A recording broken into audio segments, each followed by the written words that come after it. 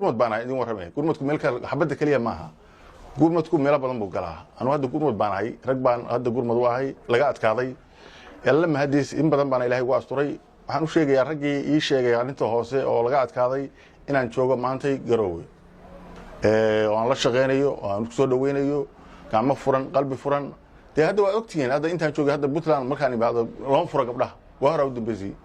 insha Allah waxaan rajeynayaa kuwa hadda haway khilaafka ka jirana inay daawo ka faa'iideystaan daawada la yiraahdo islaaxu zawjeenka hagaajinta labada lamaanaha daawooyinkaas oo casri ah oo hadiiba shaqeynaya insha Allah waxay la soo xiriireen YouTube-kayga horta marka hore booqanayaan Dr. Jaamac Ilaala Jecel numberkayga waxa weeye 25 29 furo 7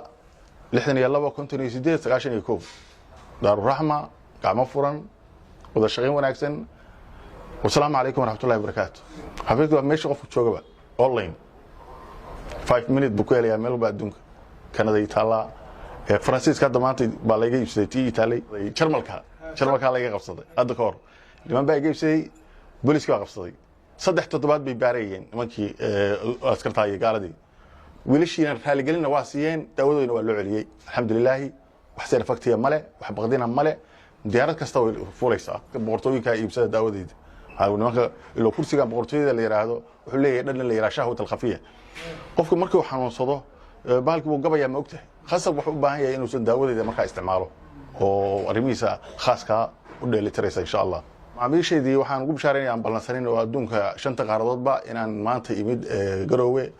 daawadina ay diyaar tahay gacmo furan wada shaqeyn wanaagsan بسم الله الرحمن الرحيم السلام عليكم ورحمة الله وبركاته دمان معميشة دار الرحمة ملكستو أدونك أي جوغان مرة بعد بان سلام يا السلام عليكم ورحمة الله وبركاته أنا دكتور جامع عبد الله إلى الجيل معميشة وحنقول بشهرين يا إن كسو كردي حرم عصب وأي كم تاي أو داود إن ما أنت لقيه لي كندا يوغندا كونفور أفريقيا مقدشو iyo Nairobi waxaan kale ugu bishaareynayaa inay ku soo kordhay daawooyinkii daawadii dhikarka oo ilaahay u guuleeyay dhikarkii oo awal aan ku jirin warbaahinta waxaan ugu bishaareynayaa bulshadeena meel kasta adduunka ay joogaanba Daaru Raxma inay u adeegayso adeeg hufan maanta waxaan joogaa Garowe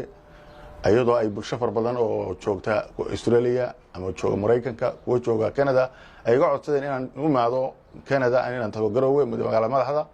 alxamdulillah ilaahayna way nabad keenay wada shaqeyn wanaagsan bulshadayda daar ku soo dhawaad Daaru Raxma